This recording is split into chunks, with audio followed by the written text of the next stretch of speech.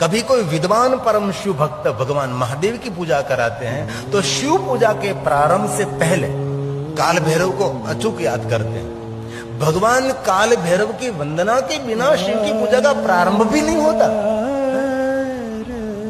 इसलिए जहां जहां शिव जी का स्थान है वहां भैरव जी विराजते हैं, वहां काल भैरव जी विराजते हैं। और काल भैरव जी जितने महादेव के भक्त हैं उनके रक्षक हैं।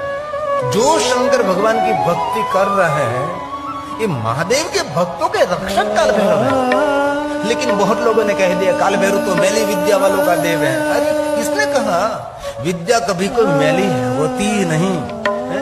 क्यों लोगों को भ्रमित करें हम? ये तांत्रिकों का देव है, ये शमशान का देव है, ऐसा कुछ भी नहीं। काल भैरव साक्षात शिव का स्वरूप है और जितने महादेव के भक्त हैं उनके रक्षक काल भैरव हैं। देवराज इंद्र जिनके चरण की सेवा करते हैं, नारद आदि मुनि जिनकी वंदना करते हैं, ये काल भैरव जी हैं। काल भैरव अष्टक है।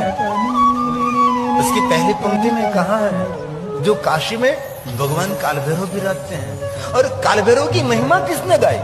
स्वयं विष्णु जी ने गाई। जो मैली विद्या तांत्रिकों के देव हैं, शमशान के देव हैं, अहित करने वाले देव हैं, भयानक हैं, तो कभी विष्णु क्यों गावे? ब्रह्मा जी के मस्तक का छेदन किया काल भैरव जी ने, ब्रह्मत्या हुई।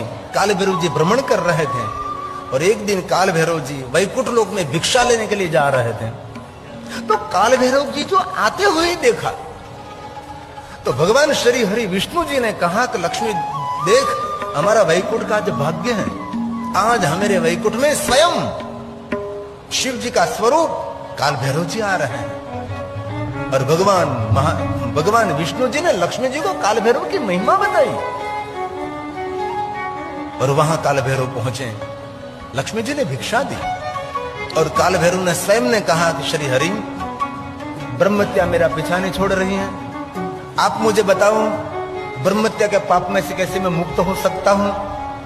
तब भगवान विष्णु जी ने कहा कि आप स्वयं शिव हैं, आप सब कुछ जानते हैं, लेकिन मुझे यश और कीर्ति देने के लिए आप स्वयं मुझे पूछ रहे हैं। तो सुनिए काल भैरव जी, आपने ही निर्माण की हुई सुंदर नगरी गंगा तटे खलु काशी, आप काशी नगर में जाओ। काशी नगर में प्रवेश करते ही आपकी ब्रह्मत्या में से आपको मुक्ति मिल जाएगी। और स्वयं भगवान विष्णु जी ने काशी नगर की महिमा गाई। और काशी नगर तो महादेव की नगरी।